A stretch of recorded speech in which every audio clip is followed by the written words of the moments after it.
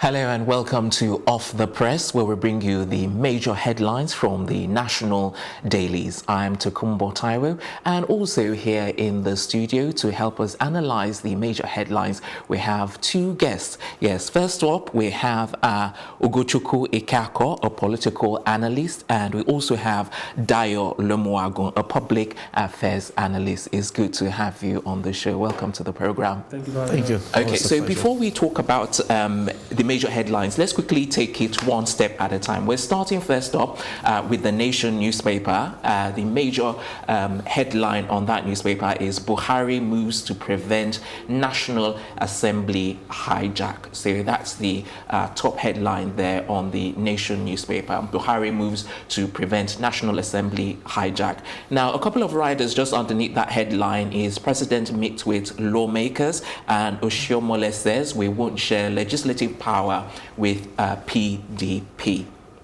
Okay, there's still a couple more stories on that, on the front cover. We've got just in the top left-hand corner, court says no post-mortem on Offa robbery suspect, and just underneath that we have 2 injured in Lagos building collapse. That story is on page 4. And just to the top right-hand corner of the newspaper, we've got Transcorp OK's $2.5 billion for power. That story is on page 11. Yes, and just underneath that story is Catholic priest abducted in Kaduna. That's on page 5. Then when it comes to sports, AFCON, Nigeria drops Libya 4-0. Okay, so those stories at the top of the Nation newspaper. Also, one other story just in the middle there is literary icon Gabriel Okara dies at 97. Okay, so gentlemen, let me quickly come to you regarding one of those stories. I think we should start first and foremost with the main headline, which is Buhari moves to prevent National Assembly hijack. And I'd like to get your take on that story. So who would like to go first? Okay, let me bring it down to you then, Ugochukwu. Why don't you start? What's your take on this story? Well, already from the indication that is clear to us, it seems that the next National Assembly, that I think the 9th should be like, it's going to be a pliant National Assembly. Okay. And it doesn't, what I mean by pliant, they are going to be there to rubber stamp the executive, which is not to checkmate the executive, and that won't all go well for our democracy. For the APC as a party themselves, they will be happy, all right? It seems like they have the majority already. And I watched the commentary when I came in where Adams Oshiomhole was saying, okay, we're not going to share power with PDP. Believe me, that I think he got it all wrong, all right? The essence of democracy is to work together, all right? And they shouldn't put the interests of the party, their own party, above the interest of Nigeria. So from all indication to me, and I don't think it look well, because at the end of the day, let's imagine that we have an issue that the national interest, the interest of the people is at stake. That if the interest of the people is against the president's interest, they are going to work with the president, and that's not the kind of National Assembly we need at this point. Well, Nigeria has the highest number of poverty, extreme poverty people in the world, and where we keep falling with every day. So we need a National Assembly that will checkmate the executive. We need the judiciary to be effective. That is how you get a democracy to function and function well. And from all indication, I don't think this coming National Assembly wants to do that. They just want to be there and say, let the ayes have it and let the ayes have it. And it will not all go well for our democracy at the end of the day. So do you think this will cause some kind of disunity amongst them and in Nigeria as a whole? Among them, it's going to cause disunity for sure. Because the truth is this: politics is about interest, it's about managing interests, it's about how do you manage different varying interests. Already, Mr. Adams Oshiomhole has said that PDP is trying to play divide and rule with them. They already understand what is at stake. But the thing is, there is no way. It's going to be difficult for them to manage the differences. APC is not good at managing their differences. Okay. If they are good at managing their differences, they wouldn't have lost Zamfara. They would have fielded the candidate in River State. Okay. So for people that they are very triumphant in nature. They're very braggadocious. They want to let you know that we're in power, we're doing this. This is not how you manage different variants. Because at the end of the day, some people use APC as a vehicle to get into power. Okay. And when since they've gotten into power now, they have their own different agenda and different motive. And believe me, interest is everything. And if it means, we saw it before in 2015, where the current Senate president had to pitch his tent with the PDP to become the SP. So I don't know if they were going to see more of that. What they're trying to do is to see how they can stem that tide. But the truth is this, you can't stop rain from falling. What you can do is to prevent yourself. All right, Ugochukwu, thank you very much. We'll come back to you on that. Let me quickly hear from Dayo, who has been very pensive all this while. I would really like to hear your take. Do you support Ugochukwu in his thoughts, or do you have a different line of thought? Yeah, I think I support him to a point. You see, in every democracy, you expect that you have the philosophy that the parties are following. But unfortunately, I'm not sure we have, ideology. I'm not sure we have that kind of ideology in our democracy. You can't be too sure what the ideologies of this party really are. So having said that, you see, because even in advanced democracy, you don't, why you want the representative that have the brain, that are actually brilliant and kind of out to the task to be there to pass good laws and to do all that. You also want to be sure that the ideology that you represent is being pushed forward at every time to the best interest of the country. Now, if you remember what happened in the 8th Senate, the 8th National Assembly, it was terrible. Yeah, they were all in APC, but it's like you say, the hand of Esau, but the voice of Jacob, and you cannot be too sure. So some people, they analyze it, they say, oh, the best Senate was the 8th Senate. Some of the worst we have ever seen in this country is the 8th Senate. Now, different opinion about that, but I think, in fairness to the APC, I hope their talk is not much than it's not all they just do, and the action is not there. But I expect them to, because you can't say people should not go for position they think they're qualified for. I hear I've forgotten the name. A senator saying he wants to go there. He has the experience. I think it's Lawan. He has the experience, he has the knowledge and all that, and he thinks he's going to be the best person in that position. But clearly the party is saying, maybe we need to zone it. Now, because now Southwest has done, you've gotten somebody from South, the power is in the North, the president, and why not shift to maybe the Southeast or the South or something. So clearly, the party should have their say. Otherwise, it will be chaos for their ideology. They won't be able to put, and that's why some people think the last 4 years has been a waste for APC, a waste of governance in Nigeria. Now, because every time you hear there's a fight, every time you hear, for me, yes, the assembly should function, National Assembly should function as it should to the benefit of the people. But if we think the parties also have ideologies, if they also have manifesto and the thing they want to execute, I think it will also be better, they'll be in a better position if they have a say over the people that represent them. All right, Dayo, thank you very much. That was very in-depth indeed. So let's move on to the next newspaper now. We're looking at the Punch. Yes, the Punch. The major headline on the Punch is Secondus kicks as APC wants PDP leaders arrested for illegal access. The full story is on actually page 2. And then there's a lot of pictures regarding a building marked for demolition which collapses in Lagos. Yes, that's a big story as well. Those stories, the details are available on pages 4 and 5. So that's on the screen right now. The details of the building that has collapsed on Kakawa Street. Lots of pictures there. Okay, let's move on to the top hand part of the Punch. There's still a couple of stories there. The topmost story is new terminals, Aviation Ministry seeks Senate nod for $461.8 million loan. And then just underneath that, we've got PDP Fayose hail verdict as Ikeakor nullifies Zamfara APC primaries. That story is on page 2. And next to that is APC must have its way in the leadership of the National Assembly. That's a call by Oshomole. And just on the next to that is the story that was on The Nation as well. Renowned poet Gabriel Okora dies at 97. Okay, now when we're discussing The Nation, I talked about the major headline there, but now I want you guys, to select, which of these stories that you really want you have more of a view on, out of this. Do you want to talk about the Secondus, or do you want to talk about the building marked for the demolition collapse, or there's any other story that you want to talk about. Let's come to you, Ugochukwu. Well, for me, I think what's important right now for people for Lagosians, the international community that are watching us, we've had series of building collapse in Lagos, and it doesn't tell good about us. According to the Federal Ministry of Works, in 2017-2018, Lagos has recorded the highest number of collapsed buildings that was in this country. Already last year in 2018, I think there was around 5 or 6 collapsed buildings, 4 or 5 or 6 collapsed building experience in the whole of Lagos. Do you have a personal opinion? Sorry to cut in. Do you have a personal opinion on why that is, especially in reference to Lagos that you mentioned? The truth is this: there's a lot of things tied to it. All right, the Lagos has a housing deficit issue. All right, the Lagos currently has like 11 million housing deficit issue, and already people are living in shanties.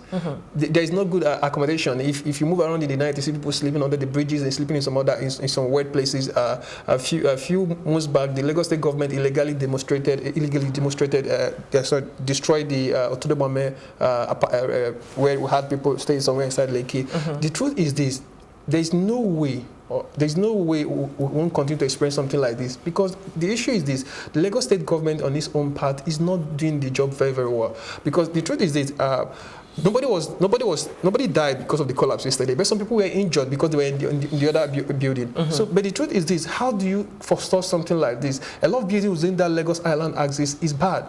They are not good for humans to inhabit them and to stay there. But the truth is this: at the end of the day, government, because it has failed in its primary responsibility, which is to provide housing and to make a housing affordable for its people, can't do that. Okay. So you see the people going to stay in places that are not fit, that are not deemed good for them to stay. So at the end of the day, it's a tight one. So the challenge is there. Okay, like one of the women complained that government should put them into a place where they will stay for the next few days. Temporarily. And Lagos State government does not have that. All right, so they're going to put them in a hotel or somewhere else. And I think that they are so insensitive that they might not do that. See, the truth is that we don't learn from our crisis.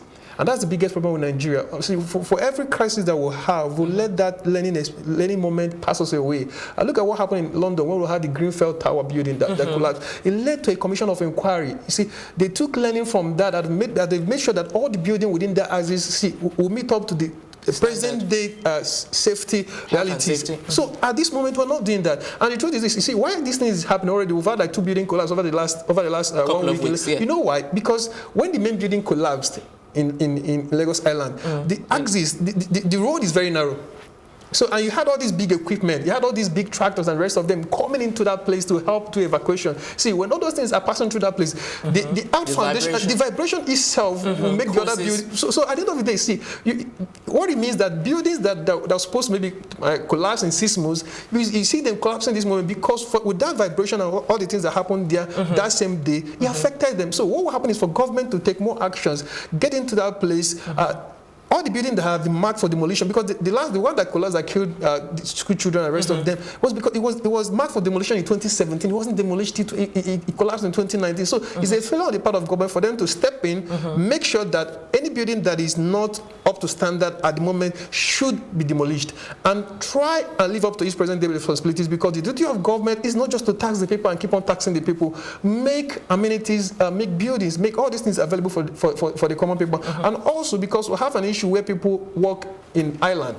They're living in Ikorodu, they're living somewhere in Shango. It's difficult for them. So some of them have to squat themselves and put themselves in the closest place that is close to the island where they'll get a job, Broad Street, Marina. So if the transportation system in Lagos is better, people can live somewhere in Badagry and use a train line to come to work in the morning. But these things are not here. So, so you have what you are seeing is an effect of bad governance, and that is it. All right. Thank you very much, Ugochukwu. That was really detailed as well. Okay, Dayo, let me quickly ask you: do you have another story you want to talk about, or you want to touch on this story that we've been talking about? I just quickly touch on this, and maybe I look at. Okay, in that case, before you touch on, I really wanted to ask a question. You know, how do you think this can be handled? You know, the buildings, you know, the collapse of the buildings, and how do you think it can be remedied, and how you think it can be sorted, and how you think, you know, it can actually be prevented, if that is even possible, before I hear your take on that story. So I think he has hinted on that particular point, but I just need to add to say it's an accumulation of long years of abandonment.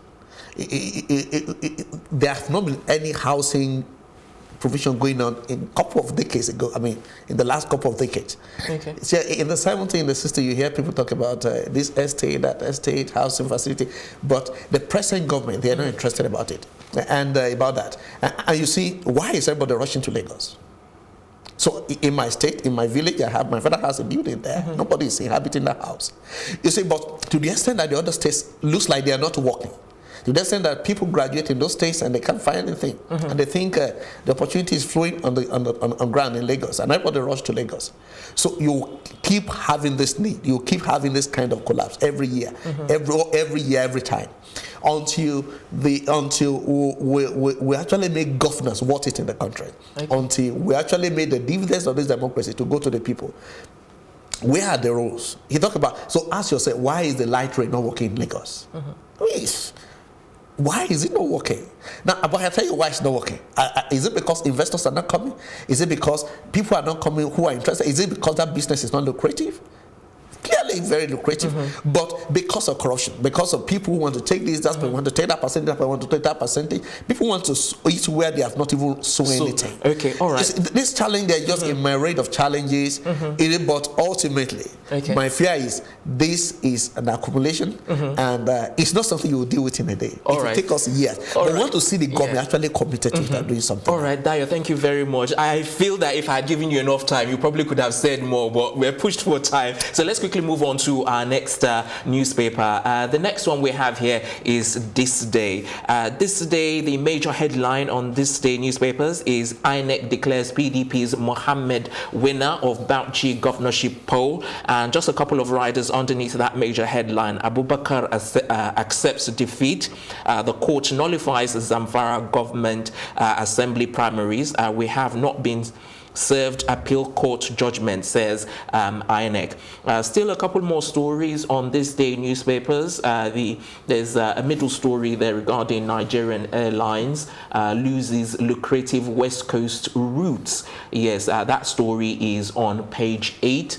And just at the top of the newspaper, we have APC, PDP, trade words over alleged illegal access to INEC's server. And that story is all detailed on page 8. So a couple of stories here. INEC declares PDP Mohammed winner of Bauchi governorship poll. APC, PDP, trade words over alleged illegal access to INEC's server. And Nigerian Airlines lose lucrative West Coast routes. Dayo, let me come to you first on this newspaper. What's the major headline for you here, and what's your take on that story? So I think Bauchi, winning Bauchi is a big one. And the lesson I want us to quickly learn from that is, you say, forget about the vote buying, forget about all kinds of practices going on in the electoral system. If people are allowed to choose, they will possibly choose. So there is not this issue of incumbency, the power of incumbency.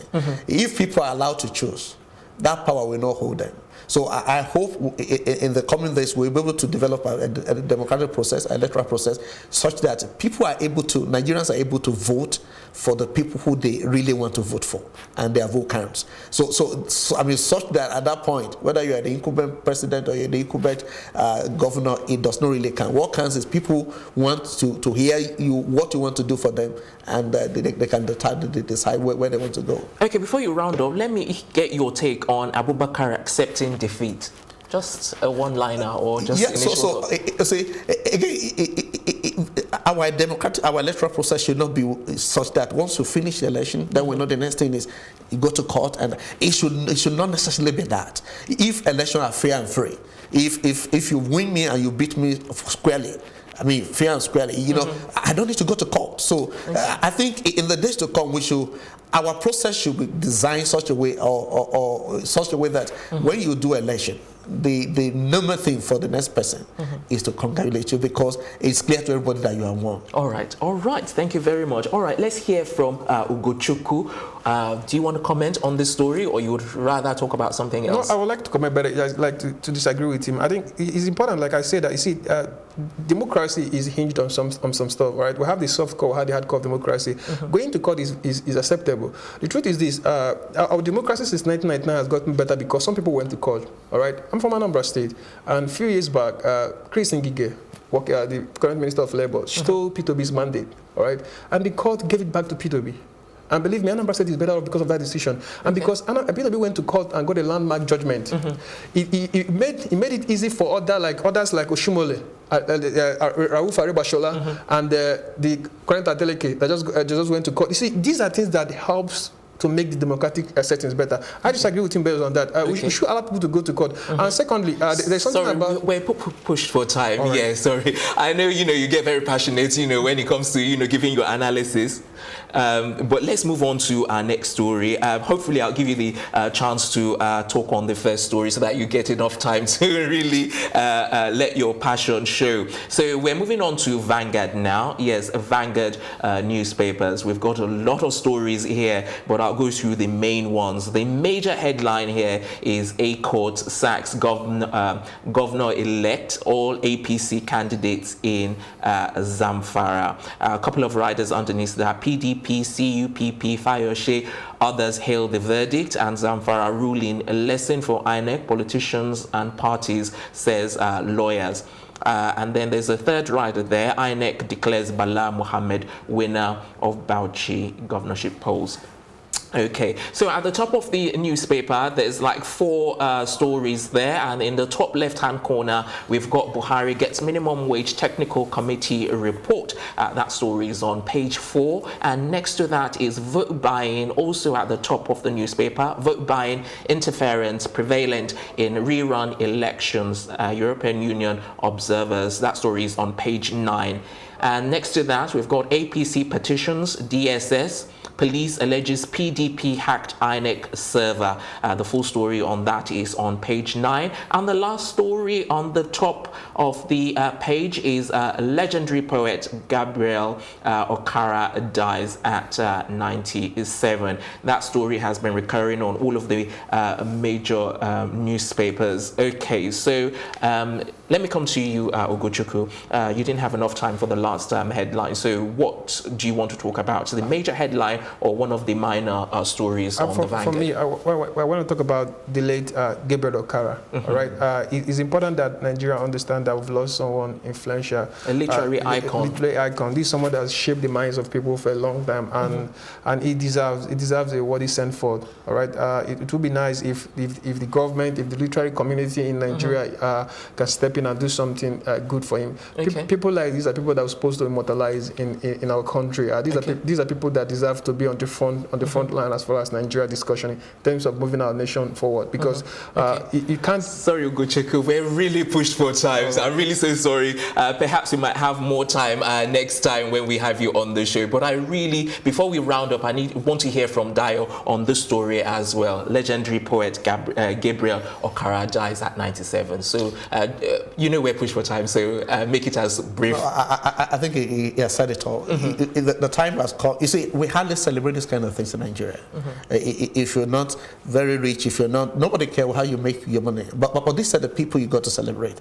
The people, the great thinkers like him, they're the people you want to celebrate. And these are the people we need in politics. These are the people we need to be the think tank of this country, to actually push things forward. I think it should be celebrated, both, even in that, it should still be celebrated. And the people who are living among us, his colleagues who are still living among us, they should be celebrated. Yes, they should be celebrated. And he did very well to have lived, all the way to 97. That's a long time, definitely. So, as I said earlier, we're pushed for time, so we're going to wrap up. We're going to wrap up right here. You've been watching Off the Press, where we bring you the major headlines right here on the show from the national dailies. And we've had interesting analysts on the show. Yes, Ugochukwu Ikeakor, political analyst. Thank you very much. Your contributions were very in-depth and very detailed. Thank you very much. And then we've also had Dayo Lomuwagun, public affairs analyst. Thank you very much for hitting the nail on the head regarding the headlines. Thank you so much. All right, thank you very much indeed. That's where we're going to wrap up on Off the Press. Join us tomorrow, same time, same station, for the latest headlines, the latest stories, and the latest news making the rounds all around Nigeria. And until next time, I remain yours truly, Tokunbo Taiwo, saying good morning.